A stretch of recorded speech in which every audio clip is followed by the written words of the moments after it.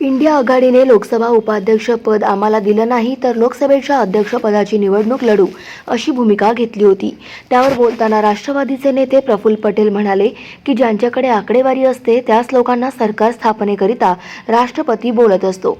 त्याप्रमाणे राष्ट्रपती यांनी नरेंद्र मोदी यांच्या पंतप्रधान पदाची शपथ दिली आणि आमच्याकडे 292 खासदारांचे समर्थन आहे।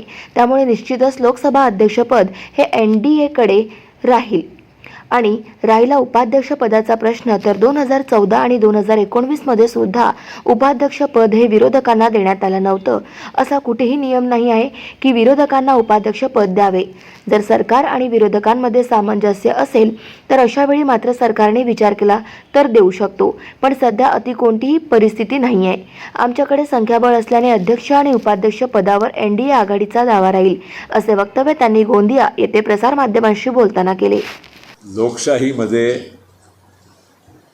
मेजॉरिटी हा एक मंत्रच असतो ना। जर तुमची मेजॉरिटी असेल तर तुम्ही तुमचा अधिकार प्राप्त करूच शकतात।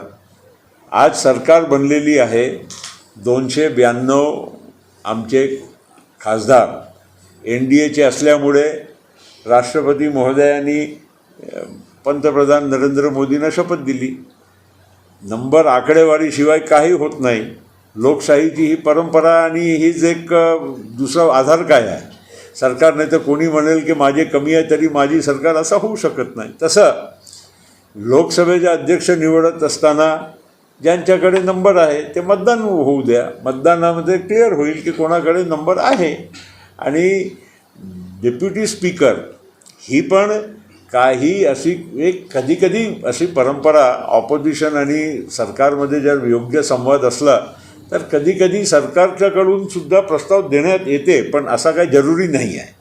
कारण शेवटी त्याच्यावरही नंबर्सचाच गेम असतो। आणि बाकी मागच्या 2 रेजिममध्ये 14 ते 19 आणि 19 ते 24 मध्ये डेप्युटी चेअरमनची स्पीकरची जागा। गाव माझा न्यूज करिता राधाकिशन चुटे, गोंदिया।